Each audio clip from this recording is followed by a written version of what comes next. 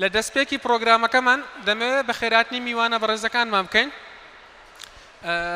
بەڕێز مامۆستا بورهان ئەرگوشی ڕاوێژکار و نوێنەری تایبەتی جەناوی وەزیری پەروەردە، بەڕێز بەڕێوەبەری گشتی پەروەردەی هەولێر مامۆستا لوقمان سعید، بەڕێز مامۆستا ئەحمەد گەرمیانی سەرۆکی یەکێتی مامۆستایانی کوردستان، بەڕێز یاریدەری بەڕێوەبەری پەروەردەی گشتی شێخ سعید، بەڕێز بەڕێوەبەری بەشی ئەزمونەکان مامۆستا عەبدوڕەزاق بە خێراتنی هەموو لایەکتان دەکەم. بەخێربێن سەرچاوان. لە دەستپێکی پرۆگرامەکەمان دەست دەکەین بە وتاری بەڕێز مامۆستا ساکار ئیسماعیل بەڕێوەبەری گشتی قوتابخانەکانی عشقی نیلوفەر. بەناوی خۆی بەخشندە و میهرەبان، بەڕێز مامۆستا بورهان ئەرگوشی ڕاوێژکاری وەزیری پەروەردە و نوێنەری جەنابی وەزیر، بەڕێز مامۆستا ئەحمەد گەرمیانی سەرۆکی یەکێتی مامۆستایانی کوردستان، بەڕێز مامۆستا لوقمان بەڕێوەبەری گشتی پەروەردەی هەولێر، ئامادەبوانی خۆشەویست مامۆستایانی بەڕێز، دایک و باوکانی ئازیز، داهێنەرانی داهاتوو، خۆشحاڵ و شەرەفمەندین کە بۆ جارێکی تر بەیەک گەیشتینەوە بۆ ئۆلیمپیاتی پرۆژەکان بۆ داهێنەرانی داهاتوو. بۆ ئەم ساڵ لە دەستپێکی قۆناغەکان 126 پرۆژە بەشداریان لە ئۆلیمپیاتە کرد کە دوای ئەوەی هەڵسەنگاندن بۆ پرۆژەکان کرا، خۆشبەختانە 58 پرۆژە توانیان سەرکەون بە قۆناغی کۆتایی. ئەمڕۆ لێرەدا ئەو پرۆژانەی کە نمایش دەکرێن لە قۆناغی کۆتایین و لەو 58 پرۆژەیە 18 پرۆژەیان میدالیای برۆنز و 12 پرۆژە میدالیای زی و 6 پرۆژە میدالیای زێر بەدەستێنن.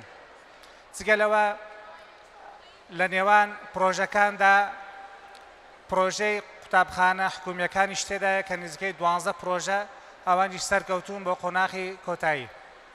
جگەلەوە ئەوەی کە دەیبینین لە کاتی هاتنە ژوورەوە چەند داهێنەرێکی بچووکمان هەبوو کە بە تەمەن بچووکن بەڵام مێشیان زۆر زۆر گەورەترە لە تەمەنی خۆیان، ئەوانیش بە 10 پرۆژە بەشداریان کردووە کە قۆناغی یەکی بنەڕەتی تاکو 6 بنەڕەتیە. ئەوەی کە ئەوڕۆ بەشداری لەو ئۆلیمپیاتە دەکەن بۆ پۆلەکانی 7 تاکو 12 ئامادەیە کە ئەمڕۆ لێرە پرۆژەکانیان پێشکەش کرد و ئەندامان لە لێژنەی هەڵسەنگاندنیان بۆ کردن.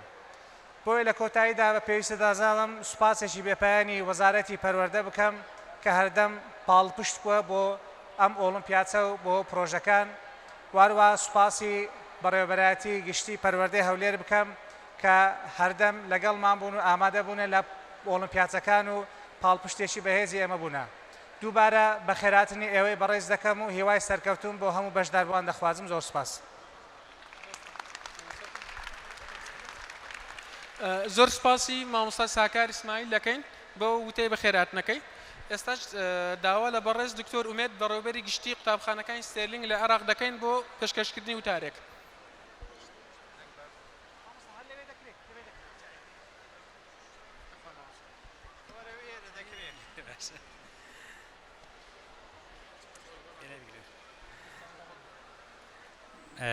بەناوی خوای بەخشندەی میهرەبان، بەڕێز مامۆستا بورهان ئەرگوشی نوێنەری وەزیری پەروەردەی حکوومەتی هەرێمی کوردستان، هەروەها وەفدی یاوەری، زۆر سوپاسان دەکەین کە ئەمڕۆ لە مەراسیمەدا لەگەڵمانە بەشدارن. ئێوە هەمیشە پاڵپشت و هاوکاری ئێمە بوون لە هەموو کارێکی پەروەردەیە. دووبارە زۆر سوپاسان دەکەین هەم بە ناوی قوتابخانەکانی ڕووناکی هەولێر لە هەولێر و هەم بە ناوی قوتابخانەکانی ستێرلینگ لە سەرتاسەری کوردستان. وهروەها زۆر سوپاسی هەموو قوتابیانە دەکەم کە بەشدار بوون لە ئامادەکردنی ئەم پرۆژانەیە و ئومێد دەکەم سەرکەوتوانی ئەم پرۆژانەی کە ئەم ئێوارەیە نمایشەکرێت لە سەرجەمیان لە وڵاتانی دەرەوە وەربگیرێن و بتوانن نوێنەرایەتی کوردستان بکەن بۆ بەدەستهێنانی مەدالیای ئاڵتون و زەر و برۆنز ئینشاڵڵا. و زۆر سوپاسی کە سوکاریان دەکەم کە توانیویانە قوتابیانی ئاوا ئاستبەرز و زیرەک بەرهەم بێنن پێ بگەێنن. زۆر سپاس بۆ ماندووبوونیان، زۆر سپاس بۆ هاوکاریکردنیان و سوپاسێکی بێبیانی مامۆستاکانەکەم کە یارمەتی دەر و ڕێخۆشکەر بوون بۆ ئەوەی کە قوتابیان بتوانن ئەو پرۆژانە ئامادە بکەن. دووبارە بە خێراتنی هەموو لایەکانەکەم زۆر سوپاس مامۆستاکان. زۆر سپاس بۆ دکتۆر ئومێد بۆ پێشکەشتنی وتارەکەی. ئێستاش داوا لە بەڕێز مامۆستا بورهان ئەرگوشی نوێنەری بەڕێز وەزیری پەروەردە دەکەین بۆ پێشکەشکردنی وتارێک. بە ناوی خوای پەخشندەی میهرەبان سڵاوتان لێبێ و ئەم کاتە و هەموو کاتێکتان باش. خۆشحاڵم کەوا بە نوێنەراتی بەڕێز وەزیری پەروەردە ئەمڕۆ لە خزمەت ئێوەی بەڕێزدام بەڕێزیان سڵاوی هەبوو بۆ یەکەتان و لەبەر سەرقالی و پابندبوونی بە هەندێک ئەرکی ترەوە نەیتوانی لەگەڵمان ئامادە بێ بۆیە من و هاوکاران میڕاستپارت کە لەگەڵ ئێوەی بەڕێز بەشداری ئەم خۆشیەتان بکەین. بەڕێزان، قوتابخانەکانی عیشق و نیلۆڤەر وەکو نەریتێکی ساڵانە ئێمە ڕاهێناوە لەسەرکردنەوەی ئەم جۆرە پێشانگایانە. ئەم جۆرە پێشانگایانەش تروپکی پرۆسەی پەروەردە و فێرکردنن، چونکە کاتێک بەشداری دەکەین لە پێشانگایەکی لەم چەشنە ئێمە گەواهیدەری ئەوەین کەوا قوتابخانەکانی عیشق و نیلۆڤەر بە شێوەیەکی ڕاست و دروست ئەرکەکانیان جێبەجێ دەکەن و شاهدی ئەوە دەدەین کەوا قوتابیەکانیان بە باشی فێر بوون، چونکە پەروەردە بەردەوام لە گۆڕانکاریدایە و زانایان و پەروەردەکاران هەمیشە بیر لە استراتیژی و شێواز و ڕێگەی وانەوتنەوەی نوێ دەکەنەوە. یەکێک لەو شێوازە سەرکەوتوانەش کە هەموو قوتابخانەیەک ناتوانی جێبەجێ بکە بریتیە لە فێربوون لەسەر بنەمای پرۆژە. بۆیە پێویستە ئێوە سوپاسی خوا بکەن کە ئەو دەرفەتەتان بۆ ڕەخساوە و سوپاسی کارگێڕی قوتابخانە و مامۆستا بەتوانە و پیشەگەرەکانتان بکەن کە ئەو کەش و ئەم جەوە لەبارەیان بۆ ئێوە ڕەخساندووە بتوانن پرۆژەکانتان تیایدا جێبەجێ بکەن. کاتێک باسی فێربوون دەکەین لەسەر بنەمای پرۆژە، باسی تێکەڵکێشکردنی چەمکە تیوریەکان لەگەڵ پراکتیک دەکەین، باسی قوڵبوونەوەی تێگەیشتن و چەسپاندنی چەمکەکان لە عەقلی قوتابیدا دەکەین، باسی کردنەوەی دەرگاکانی داهێنان دەکەین. بۆیە ئەم فێربوون لەسەر ئەم بنەمایە بەپێی هەموو تیورەکانی فێربوون یاخود ئامانجەکانی فێربوون بە تایبەتی ئەگەر باسی هەرەمی بلوم بکەین، ئاستەکانی سەرەوەی کە بریتین لە شیکردنەوە و لە هەڵسەنگاندن و لە داهێنان ممکن نییە لە هەموو شێوازێکی وانەوتنەوە و فێرکردندا بەدی بێن مەگەر لەسەر فێربوون لەسەر بنەمای پرۆژەدا نەبێتن. و خاڵێکی تری دڵخۆشکە لەم پێشانگەیەدا ئەوەیە کەوا کەرتی تایبەت هاوبەشە لەگەڵ کەرتی گشتی، قوتابخانەکانی کەرتی گشتیش سەرکەوتوانە بەشدارن لێرە بە چەند پرۆژەیەکی جوان. ئەم هەماهەنگیە کارێکی جوانە هەر لەسەر ئەم بنەمایەشە کە هەمیشە ئێمە دەڵێن ستێرلینگ سکولز هاوبەشێکی ڕاستەقینەی وەزارەتی پەروەردەیە و گەلێک خاڵ کۆمان دەکاتەوە، گەلێک پرۆژە هەن کە هەردوو لامان بە هاوکاری و هەماهەنگی نێوان هەردوولادا جێبەجێ دەکەین. بۆیە دڵخۆشین بە هەبوونی ئەم جۆرە قوتابخانانە لە هەرێمی کوردستاندا و پاڵپشتی بەردەوامیان دەکەین و هیواخوازین کەوا نمونەشیان زۆر بن. بە پێویستی دەزانم کەوا سوپاسی ئەو مامۆستایانە بکەم کە سەرپەرشتیاری ئەم پرۆژانە بوونە و هاوکاری قوتابیان بووینە لەوەی کە پرۆژەکانیان سەرکەوتوو بێ. لە هەمان کاتدا دەستخۆشی لە خێزانەکانیشیان دەکەین کە هاوکاریان بووینە لەوەی کە قوتابیانیان ئەم کەشەیان هەبێ کە بتوانن لە پرۆژەکانیاندا سەرکەوتوو بن. لێرەدا نامەوێت زۆر قسە بکەم چونکە دڵنیام بەسەرکردنەوەی پێشانگاکە کاری ئەوەندە جوان دەبینین. زۆر شتێک کە ئێمە لێرە نایلێن لەوێ لە میانی شیکردنەوەی قوتابیان بۆ پرۆژەکانیان دڵخۆشی زیاترمان دەدەنێ و لە هەمووی گرنگتر لەوە دڵنیا دەبینەوە کە قوتابیەکانمان بە باشی فێر بوون کە ئەوەش ئامانجی سەرەکی هەمومانە لە وەزارەتی پەروەردە و لە ئیدارەی قوتابخانەکانی ستێرلینگیش.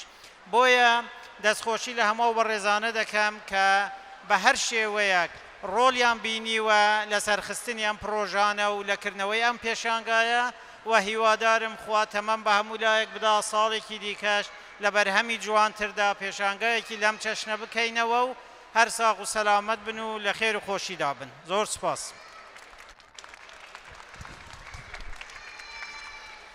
زۆر سپاسی مامۆستا بڕۆهان دەکەین بۆ پێشکەشکردنی وتە بە نرخەکەی. زۆر سپاس.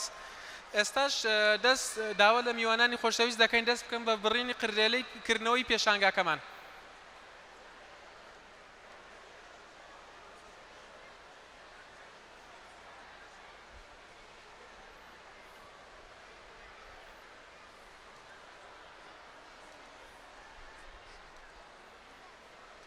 چەپڵەکانتان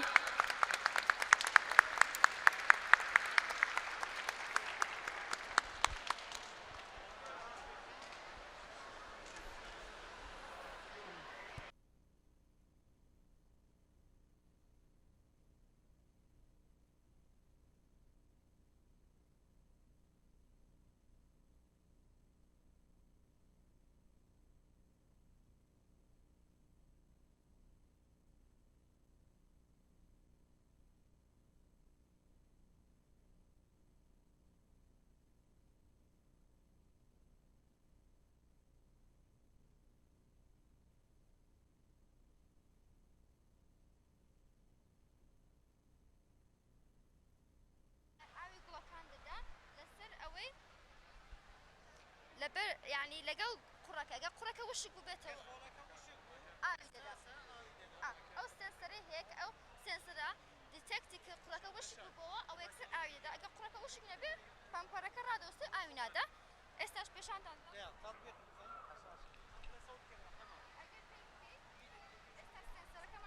وشكا بو يكسر أو دا بس أجا سنسرة كتوش شو نكتور أو كي يكسر رادة وستو بله بس هو يرانش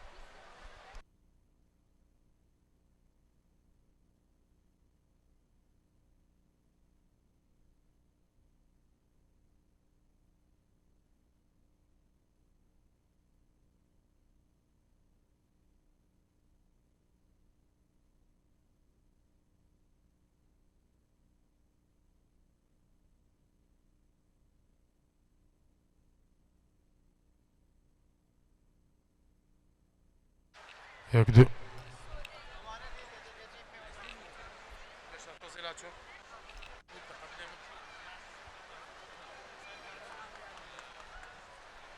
أول قل أو كان حساب كم غشة خوش بي اوكي ايدي اوكي ايدي ما اوي لسر او رونا روني بيس خاون كينو او هلا اسمعك مش جمالين يا نوالي لا ابوي نقدر هذا بتجي لك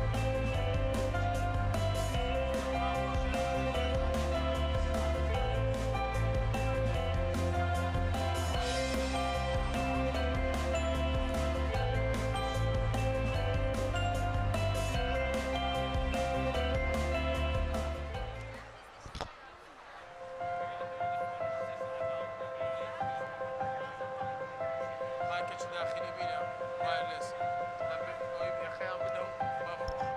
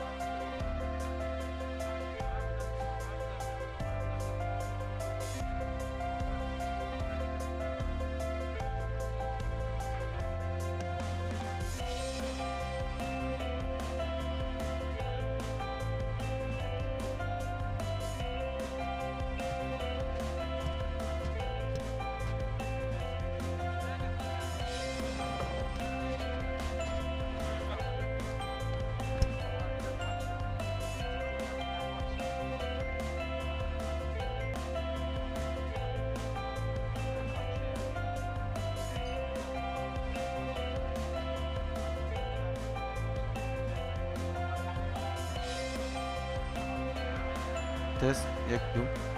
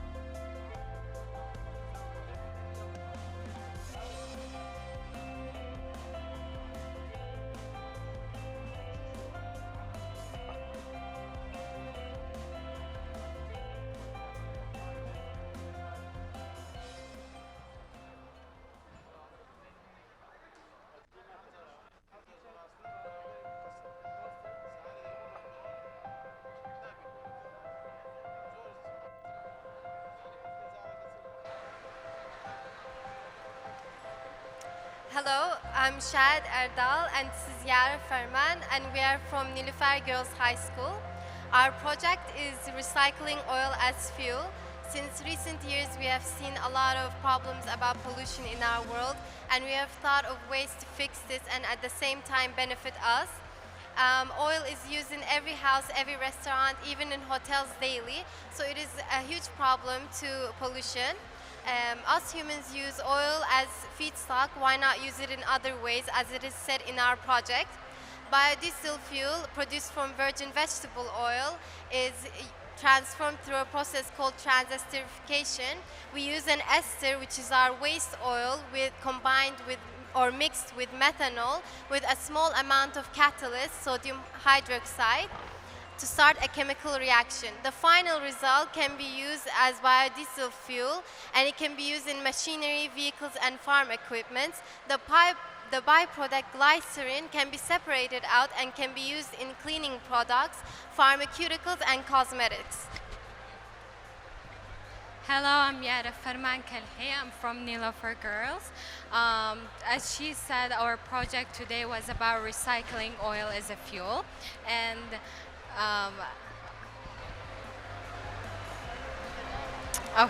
recycling oil as a fuel. We always wanted the best for our country or city.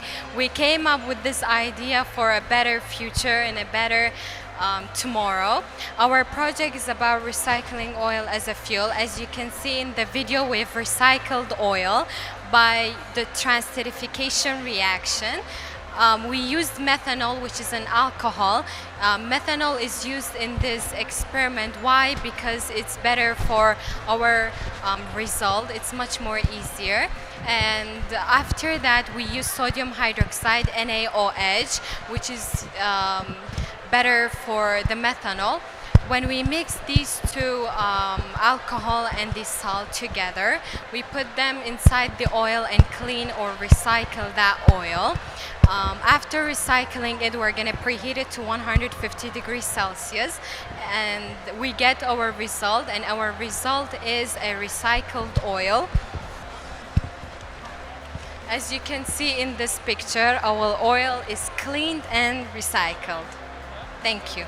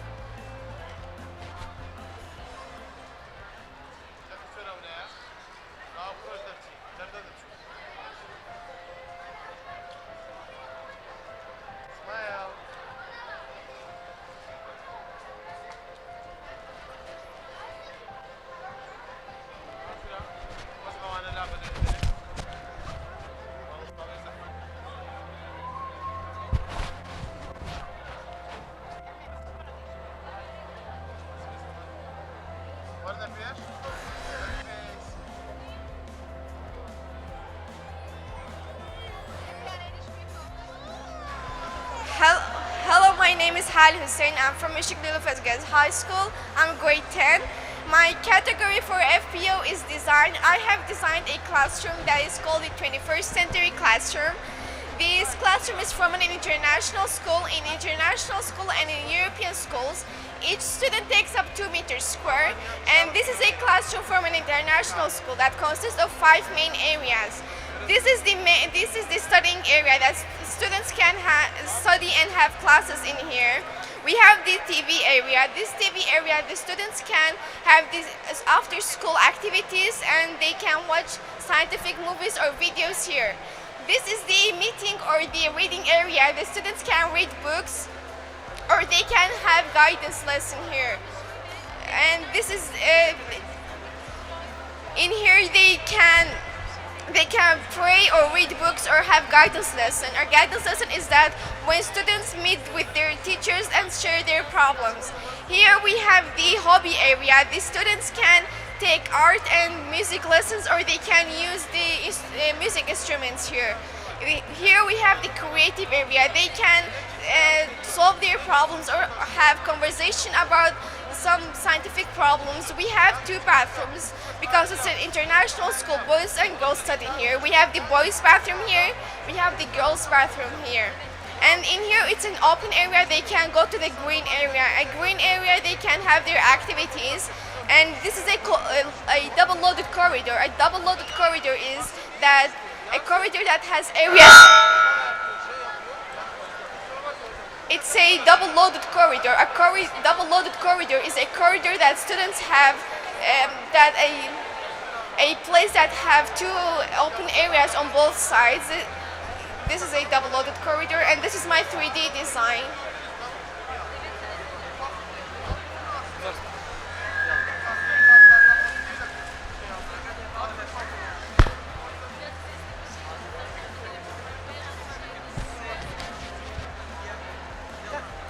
Hello, my name is Tuba Saddam. I'm from Nilufar Secondary School. I'm 7th grade. Today my project is about a modern cistern. First of all, my goal is to construct a new modern cistern to collect and store rainwaters and using for irrigation of plants during the dry seasons. And this is the park part and this is the cistern part. So this is on the top of the cistern. So here the rain collected on the hose and passes through the sand filter. The sand filter cleans the rainwater and enrich it with mineral. Then the water is collected in the cistern. The cisterns are made up of coppers. So why copper? Storing water in a copper creates a natural purification process. It can kill all microorganisms, mold, fungi, and algae present in the water that could be harmful to the body, make the water perfectly fit for drinking. Thank you for listening.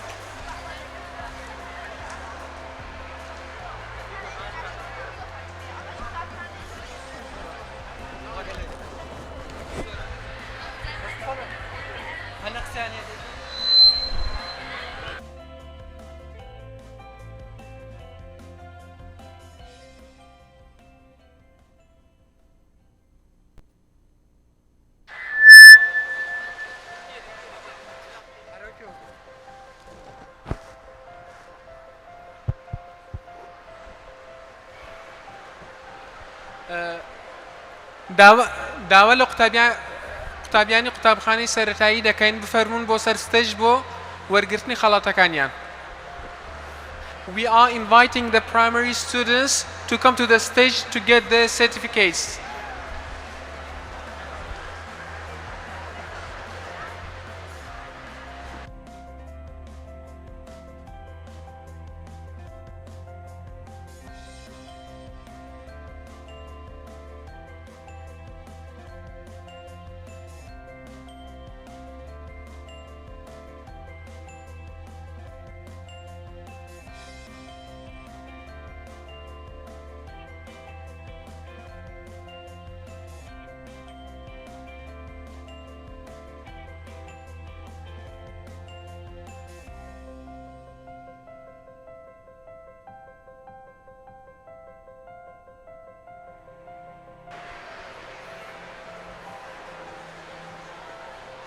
میوانانی عزیز ئێستاش دەست دەکەین بە پێشکەشکردنی خەڵاتەکانمان بۆ قوتابیانی سەرەتاییمان کە پرۆژەیە هەبوو بەشداریان کردووە پرۆژەکانیان davet edeceğiz, tamam mı?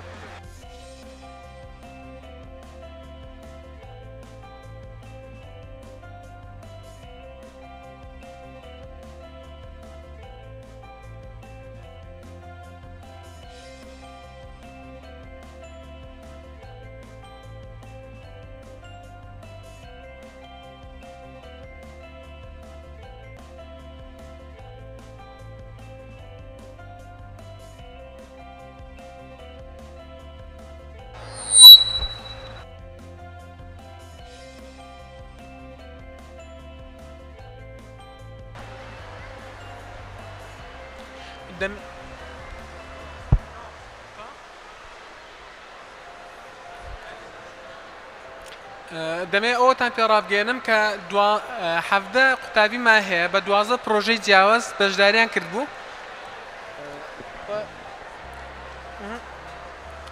ئێستاش داوا لە بەڕێز مامۆستا ساکار ئیسماعیل دەکەین بەڕێوەبەری قوتابخانەکانی عشق و نیلوفەر بفەرموێت بۆ پێشکەشکردنی خاڵاتەکانی ئەو گەنجانەمان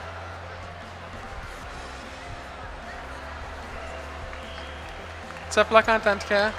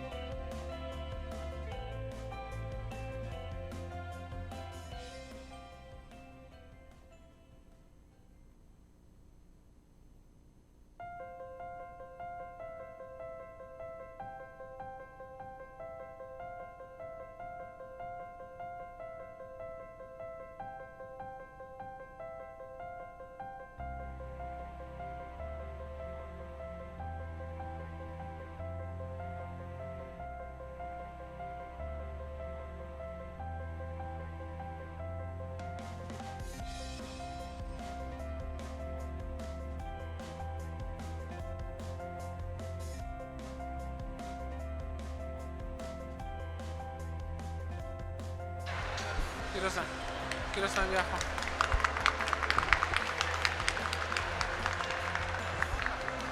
ئێستا یەک دەقە ئەمە کی بچارێ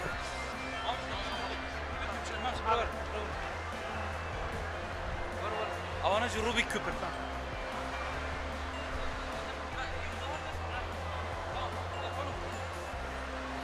ئێستاش داوا لە بەڕێز مامۆستا ڤۆڵکان دەکەین یادەدەری بەڕێوەبەری گشتی قوتابخانەکانی عشق و نیلوفەر بفەرمێت بۆ پێشکەشکردنی دیاریەکانی قوتابیەکان ئەو قوتابیانە کە سەرکەوتوو بوون لە پێشبڕکەی ڕوبیکس کیوب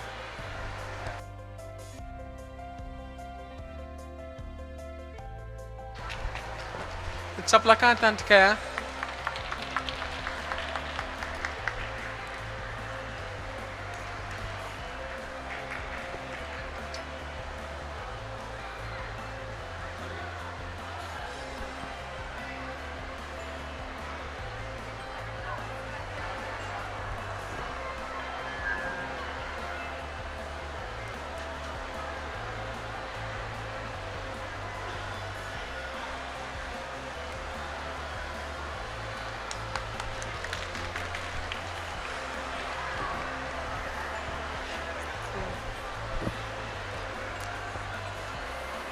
ئێستاش وەک هەموو لایەکتان دەزانن داهێنەرەکانمان هەمویان گەنجن و هەمویان کەسانی سەرکەوتون و هەمووشیان بەیانی قوتابخانەیە هەیە بۆیە پێویست دەکاتن بۆ ئەوەی لاشەیەکی تەندروستیان هەبیتن بە تەواوی ئیستراحەت بکەن و خەوێکی باشیان هەبی لەبەر ئەوە لە ئێستاڕا داوایان لێ دەکەن قوتابیە بچووکانیان بچنەوە ماڵ و خەوێکی باش بکەن بۆ ئەوەی بەیانی بەهێز و توانایەک و مێشکێکی چالاک بێنەوە قوتابخانە هەموو لایەکتان بەخێر بن زۆر سوپاسان دەکەین لێرەدا دەست بە کۆتایی هاتنی پرۆگرامەکەمان دەکەین